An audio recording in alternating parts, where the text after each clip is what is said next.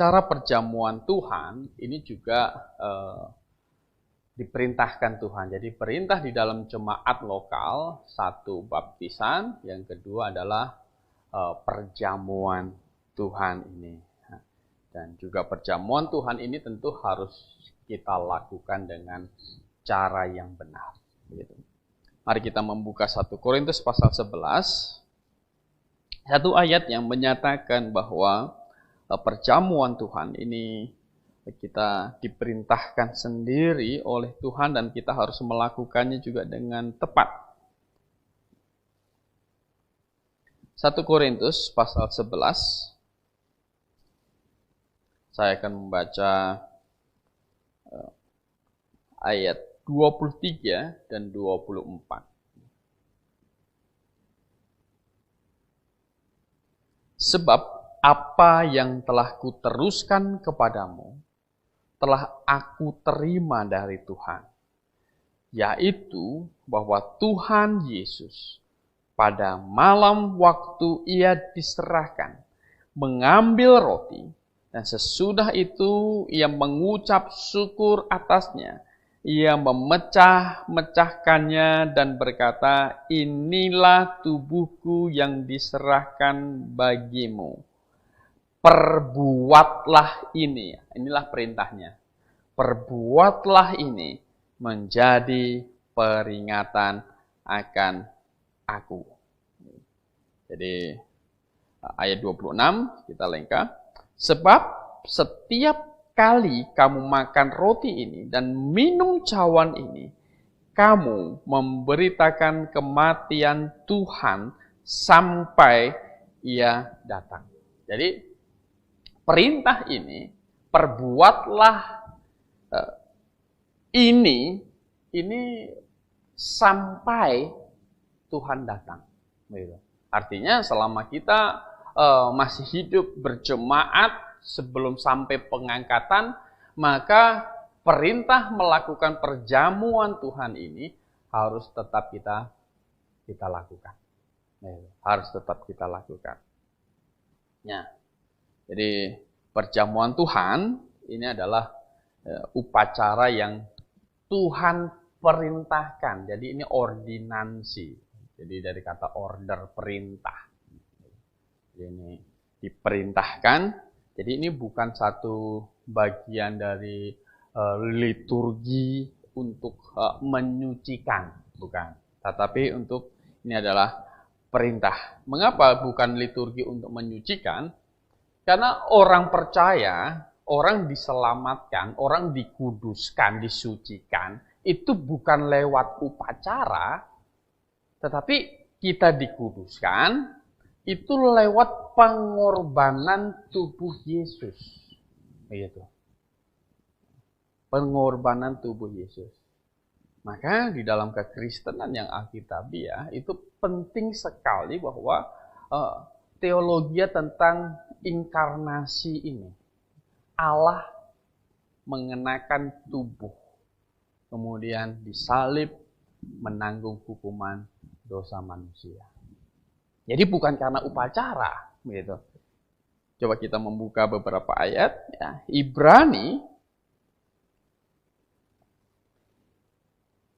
Ibrani pasal 9 ayat 14 saya akan membaca. Betapa lebihnya darah Kristus. Jadi darah Kristus yang oleh roh yang kekal telah mempersembahkan dirinya sendiri kepada Allah sebagai persembahan yang tak bercacat, akan menyucikan hati nurani kita dari perbuatan-perbuatan yang sia-sia, supaya kita dapat beribadah kepada Allah yang hidup. Jadi akan menyucikan hati nurani kita oleh persembahan, katanya, tubuh Kristus. Jadi seperti itu. Jadi yang membuat kita kudus, yang membuat kita suci, itu bukan upacara, tetapi persembahan tubuh Kristus. Ibrani 10, sebelahnya, Ibrani 10 ayat 10. Dan karena kehendaknya inilah, Kita telah dikuduskan satu kali untuk selama-lamanya oleh persembahan tubuh Yesus Kristus. Sementara perjamuan Tuhan, perjamuan ini dilakukan bukan satu kali. Gitu. Ini dilakukan terus-menerus sampai Tuhan datang. Jadi ini bukan untuk menguduskan. Yang menguduskan adalah katanya persembahan tubuh Yesus Kristus, itu yang menguduskan kita. Jadi bukan oleh perjamuan. Satu ayat lagi, 1 Petrus 1 Petrus pasal 1 ayat 2, yaitu orang-orang yang dipilih sesuai dengan rencana Allah Bapa kita dan yang dikuduskan oleh Roh supaya taat kepada Yesus Kristus dan menerima percikan darahnya. Kiranya kasih, karunia dan damai sejahtera makin melimpah atas kamu. Jadi percikan darahnya, darah Kristus. Itu yang menguduskan. Kita sudah membahas di dalam sabotase Injil lewat upacara. Memang iblis memakai perjamuan ini untuk melencengkan Injil, gitu. Sehingga orang berpikir perjamuan ini bisa menguduskan. Ya, sabotase Injil bisa ditonton ulang di dalam YouTube GBA Kebenaran, sabotase iblis menambah dengan upacara. Begitu. Jadi perjamuan Tuhan ini upacara yang diperintahkan. Sekali lagi, ini bukan liturgi untuk menguduskan, bukan, tapi ini diperintahkan. Diperintahkan. Begitu. Bukan untuk menguduskan, tapi diperintahkan untuk apa? Ya tadi, untuk mengingat pengorbanan Tuhan. Mengingat pengorbanan Tuhan. Nah, jadi kalau kita kembali kepada 1 Korintus pasal 11, coba kita kembali ke bagian firman Tuhan ini.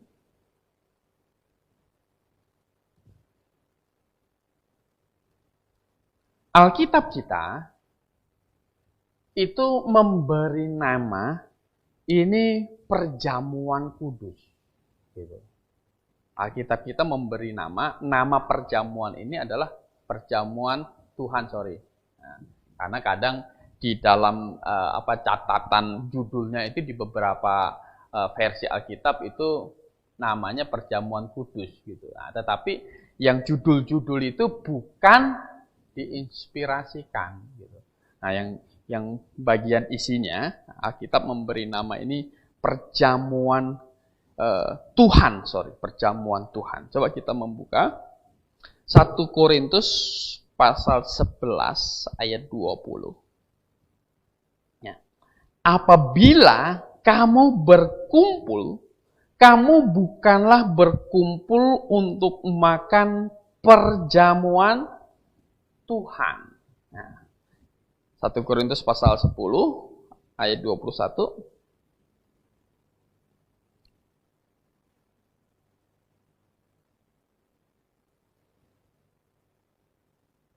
Kamu tidak dapat minum dari cawan Tuhan dan juga dari cawan roh-roh jahat.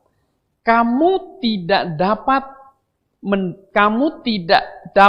mendapat bagian dalam perjamuan Tuhan dan juga dalam perjamuan roh-roh jahat. Perjamuan Tuhan. Ya, KJV menerjemahkannya sebagai the Lord's Supper. Jadi ini perjamuan malam makannya Tuhan. Jadi waktu Tuhan bikin perjamuan makan malam terakhir itu. Nah, jadi ini the Lord's Supper itu menunjuk kepada peristiwa itu. Gitu. Jadi perjamuan malamnya Tuhan. Gitu.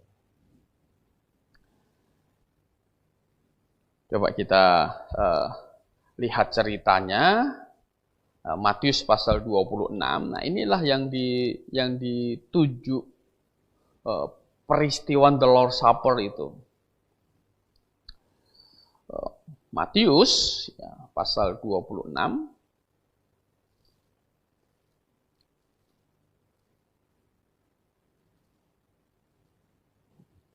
ayat 20.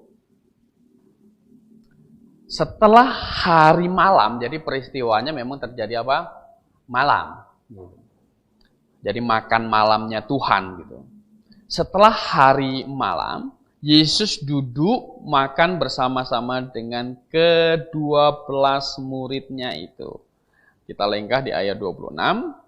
Dan ketika mereka sedang makan, Yesus mengambil roti, mengucap berkat, memecah-mecahkannya, lalu memberikannya kepada murid-muridnya dan berkata, ambillah, makanlah, inilah tubuhku. Sesudah itu ia mengambil cawan, mengucap syukur, lalu memberikannya kepada mereka dan berkata, minumlah kamu semua dari cawan ini.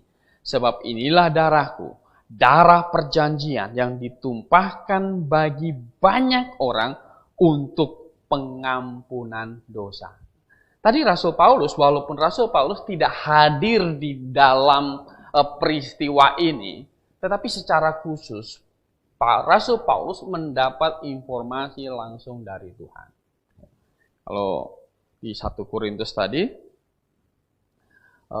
pasal 11 yang di awal kita sudah membaca, Rasul Paulus berkata, ayat 23 tadi, sebab apa yang telah kuteruskan kepadamu telah aku terima dari Tuhan.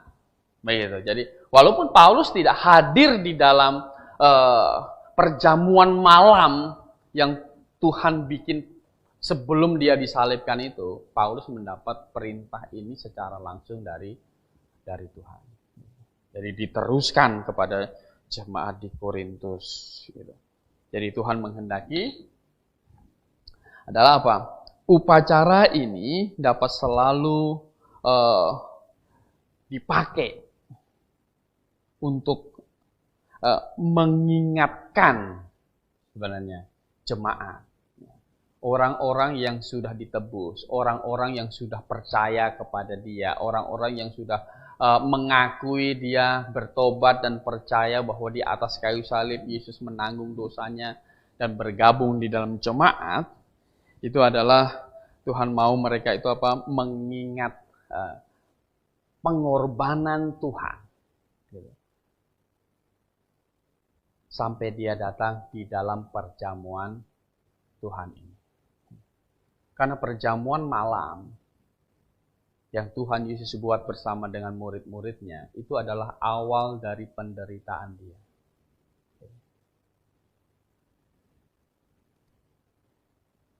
Dia berkata, inilah tubuhku.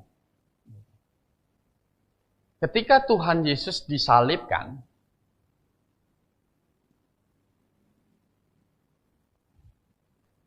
ini tubuh Tuhan Yesus itu seperti digambarkan. Itu sebagai roti tubuhnya. Dipecah-pecah. Roti dipecah-pecah. Dibagi-bagi. Dan demikian sebenarnya, waktu Tuhan Yesus dia akan disalibkan, tubuh dia ini sepertinya dihancurkan, dikoyak-koyak. Paulus berkata dia sekerap kali disesah 40 kurang 1 pukulan. Mengapa? Karena Tuhan Yesus itu disesah 40 pukulan. Ketika dia diserahkan kepada tentara Herodes, begitu. Dia disesah di situ. Dia diolok-olok, dipakaikan kain ungu, gitu kan. Kemudian diolok-olok di situ, dia disesah di situ, gitu. Maka tubuh Tuhan Yesus ketika Tuhan itu mengangkat salib, palangnya salib itu ke atas. dia terjatuh dan perlu dibantu oleh Simon dari Kirene. Karena Tuhan Yesus tubuh Tuhan Yesus itu sebenarnya terkoyak-koyak gitu. Mengapa? Karena cambuk Romawi itu untuk menghajar tubuh Yesus itu adalah bukan cambuk seperti cambuk yang cuma bikin memar-memar, bukan. Tapi itu cambuk yang di ujungnya itu dililitkan itu benda-benda yang tajam gitu, yang bisa melukai tubuh, bisa diisi batu, diisi itu benda logam-logam dan lain sebagainya, supaya sekali menghempas itu masuk dan ditarik kembali, daging bisa keluar. Jadi memang penuh luka. Seperti roti dipecah-pecahkan, demikianlah tubuh Yesus. Itulah yang dia gambarkan di dalam perjamuan malam itu.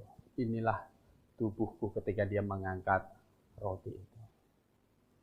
Dan ketika dia mengangkat cawan yang berisi anggur, inilah darahku. Darah yang memang dicurahkan. Dan ada yang mengilustrasikan gambaran yang cocok dari Tuhan di salib itu adalah apa? Warna merah saja. Kalau gambar-gambar sekarang itu belum menggambarkan penderitaan Kristus. Kenapa? Karena hanya sedikit luka di sini. Dimahkotai dengan duri, darah sedikit keluar. Padahal tidak seperti itu. Gambarannya lebih mengerikan dari itu. Kenapa? Karena posisi Tuhan Yesus itu adalah posisi yang terkutuk. Dia sedang menanggung kutuk semua manusia. Dan orang yang sudah ditebus oleh Tuhan Yesus, di dalam jemaat, Allah perintahkan, Tuhan perintahkan mengingat peristiwa ini dengan apa? Memecah-mecahkan roti dan meminum apa? Cawan yang berisi anggur. Makanlah, inilah tubuhku. Minumlah, inilah darahku. Untuk menjadi peringatan akan aku. Jadi dilaksanakan terus peristiwa ini di dalam jemaat, ini dilaksanakan terus sampai nanti pengangkatan, rapture.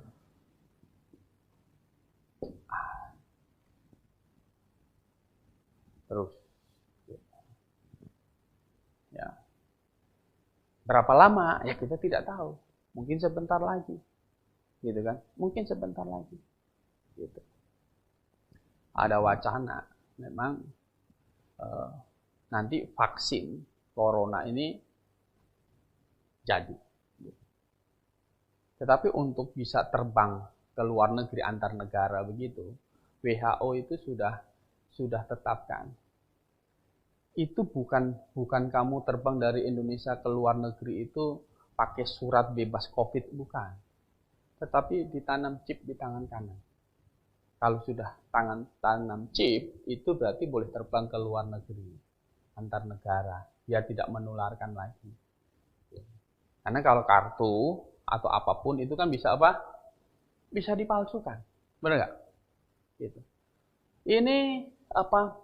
Keterangan swab, bebas swab dari rumah sakit, kira-kira bisa digandakan tidak? Yang jago-jago ngedit kan bisa gandakan itu, benar nggak? Nah, jadi nanti WHO untuk supaya setelah vaksin itu yang bisa lintas negara begitu harus ada chip. Ini adalah infrastruktur antikristus untuk memerintah dunia nanti. Allah sudah biarkan itu. Jadi pengangkatan mungkin tidak lama lagi. Vaksin memang akan ditemukan, tetapi dari ditemukan itu juga ada embel-embel untuk bukti bahwa kamu sudah divaksin. Itu adalah perlu ditanam sesuatu di badan kita. Ya. Jadi ini, upacara ini, diperintahkan terus supaya kita ingat. Karena kalau kita ingat ini, maka kita akan seperti lagu yang kita nyanyikan, ku tak takut. Benar nggak? Apapun yang terjadi, kalau segala dosa kita sudah diselesaikan, nah kita mati pasti masuk surga, apa yang perlu kita takutkan? Kita nggak takut. Kita nggak takut. Ya, apalagi kita melakukan sesuatu yang untuk Tuhan, maka kita nggak boleh takut. Jadi upacara ini diperintahkan. Ya, jadi Alkitab memberi nama perjamuan Tuhan karena ini memang diperintahkan untuk mengingat Dia. Dan bagaimana pelaksanaannya? Gitu. Bagaimana pelaksanaannya? Kalau kita membaca di 1 Korintus pasal 10, coba kita membuka 1 Korintus pasal 10.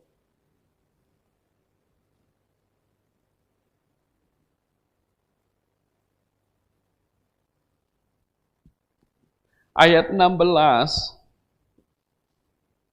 sampai 17 saya akan membaca. Bukankah cawan pengucapan syukur yang atasnya kita ucapkan syukur adalah persekutuan dengan darah Kristus? Bukankah roti yang kita pecah-pecahkan adalah persekutuan dengan tubuh Kristus? Karena roti adalah satu, maka kita sekalipun banyak adalah satu tubuh. Karena kita semua mendapat bagian dalam roti yang satu itu. Jadi, yang melakukannya ini upacara bukan sifatnya pribadi. Tetapi upacara ini adalah upacara yang diperintahkan kepada jemaat lokal. Satu tubuh. Nah, pengertian satu tubuh adalah begini, tubuh Kristus itu. Tubuh Kristus, jemaat lokal, itu gambarannya begini. Nah, Kristus sendiri adalah kepalanya. Ini kepalanya Kristus. Kristus. Nah, anggota tubuh ini, di dalam sistem gereja lokal, ini yang Allah perintahkan, anggota ini adalah orang per orang anggota. Orang yang bergabung, yang diselamatkan, dibaptis, yang masuk ke dalam jemaat ini, inilah anggota tubuh Kristus. Jadi bukan anggota tubuh Kristus, itu jadi bukan gereja-gereja, gitu. Bukan denominasi-denominasi, tetapi anggota tubuh Kristus itu adalah orang per orang yang menggabungkan diri, yang menyatakan satu iman di dalam satu tubuh ini. Mereka orang per orang ini disatukan di dalam upacara yang kita sebut baptisan. Jadi masuk ke dalam air. Nah, upacara baptisan ini pemersatu, tanda persetujuan ini orang per orang ini satu iman di dalam satu tubuh. Nah, amanat agung itu memerintahkan penginjilan juga kepada jemaat. Nah, upacara perjamuan Tuhan ini juga dilakukan di dalam jemaat lokal. Jadi upacara jemaat lokal, gitu. Nah, karena sifat jemaat lokal itu adalah tubuh Tuhan Yesus itu sifatnya adalah orang per orang yang masuk ke dalam jemaat, begitu. Maka gereja lokal itu melihatnya tiap-tiap jemaat lokal itu adalah tubuh Tuhan. Jadi kita di Bekasi ini ya satu tubuh Tuhan, gitu. Yang di Sunter satu tubuh Tuhan, yang di Solo di mana-mana yang gereja-gereja lokal yang berdiri itu masing-masing adalah satu tubuh Tuhan. Jadi sistem pelaksanaannya karena ini adalah upacara yang diperintahkan kepada gereja lokal, maka sistem pelaksanaannya melakukan perjamuan Tuhan, ini sistemnya ini tertutup. Nah, jadi sistem melakukan perjamuan Tuhan ini tertutup. Maksudnya bagaimana tertutup? Tertutup itu berarti yang ikut, yang boleh ikut mengambil perjamuan Tuhan itu adalah orang yang sudah masuk tadi, yang sudah disatukan lewat baptisan tadi. Nah, bagaimana kalau ada anggota tubuh Kristus yang lain, anggota gereja, saya gambarkan sebagai jemaat itu sebagai tubuh. Misalnya ini ada anggota jemaat lain, gitu, datang ke kita, ke jemaat ini jemaat A, ini jemaat B, datang ke jemaat B, berkunjung, gitu, ini berkunjung, gitu, berkunjung hadir. Ketika gereja jemaat A, jemaat B sedang melakukan perjamuan Tuhan, maka yang tadi lagi berkunjung tadi, dia tidak bisa ikut. Cuma menyaksikan saja. Tetapi tidak bisa ikut ambil. Kenapa? Karena dia ini adalah anggota dari jemaat A. Dia anggota tubuh jemaat A di sini, jemaat lokal A. Nah, jadi dia harusnya ikut melakukan perjamuan Tuhan di dalam jemaat A di mana dia tergabung seperti itu. Jadi sifat pelaksanaannya yang alkitabiah itu tertutup, gitu. Tertutup. Kenapa tertutup? Kenapa tertutup? Karena sistem ini adalah sistem juga untuk menjaga kekudusan jemaat.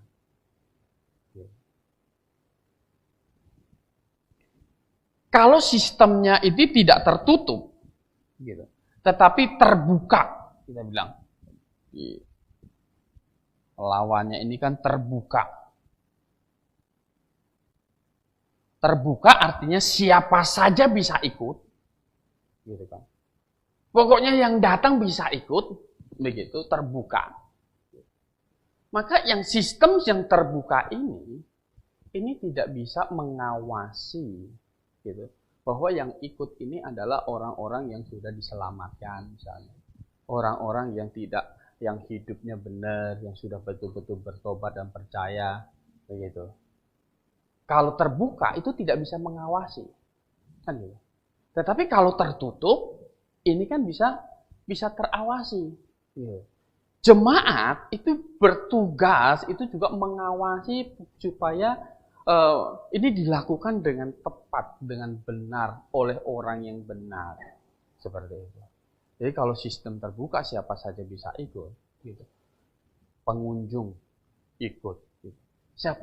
Siapa yang bisa jamin bahwa pengunjung ini betul-betul sudah bertobat dan percaya Tuhan Yesus, kan gitu kan? Nggak bisa jamin. Dia pengunjung, gitu. Dia belum pernah menyatakan imannya di depan jemaat, jadi kita tidak tahu imannya. Dan kita juga tidak bisa mengenal sebenarnya sudah sungguh-sungguh bertobat atau belum.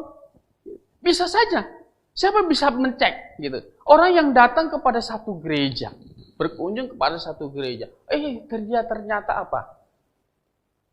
Ternyata misalnya apa? Ini cewek simpanan bos. Misalnya. Ya. Nah, kalau sistemnya terbuka, jemaat lagi ikut lagi melakukan perjamuan Tuhan, kemudian yang tadi ini ternyata ini simpanan bos lagi bisa ikut, nah berarti ini akan menjadi kesalahan. Gitu. Atau misalnya apa? Orang lagi berkunjung, lagi perjamuan Tuhan ini nggak jelas bagaimana. Dulu waktu saya SD, ya, saya sekolah di satu sekolah Kristen. ada acara jalan salib begitu.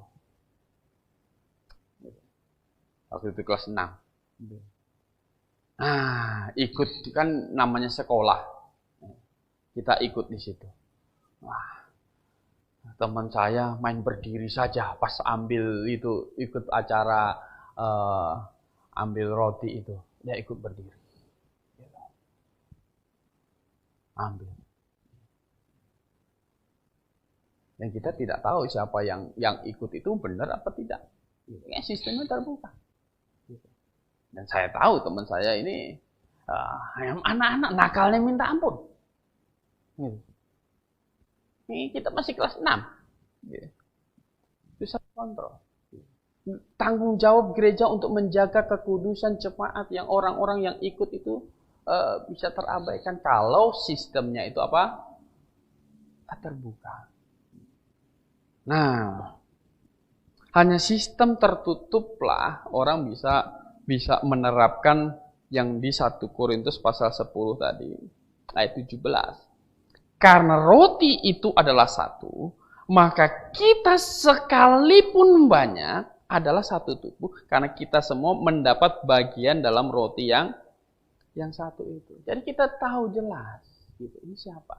Jangan-jangan dia masih bersekutu dengan roh-roh jahat, gitu kan? Kalau sistemnya terbuka, dia datang, dia bisa ikut. Maka gereja akhirnya salah di dalam hal itu. Nah, sistem yang alkitabiah tentu ada sistem yang apa? Yang tertutup. Begitu. Karena tugas jemaat. Kalau kita membaca Efesus pasal 5.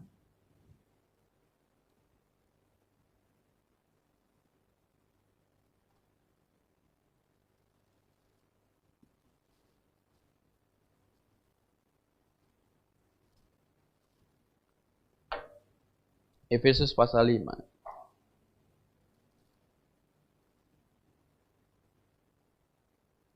Ayat 27. Kehendak dari Tuhan di dalam jemaat.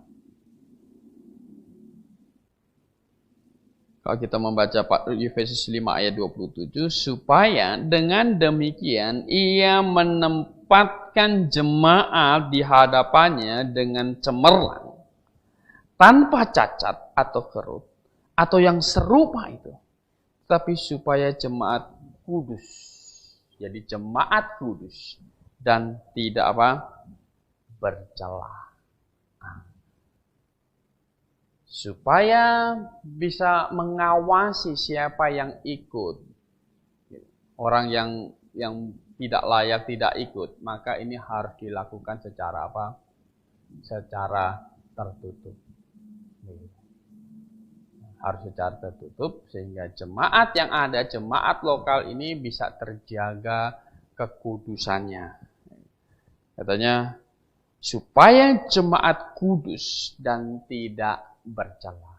Artinya kalau sistem terbuka, siapa saja bisa ikut, semua pengunjung bisa ikut, gitu. Ya pokoknya yang dewasa bisa ikut misalnya. Kita tidak bisa, gereja yang demikian tidak bisa memfilter. Ini yang ikut ini orang yang benar-benar lahir baru atau tidak. Itu tidak bisa menjaga kekudusan.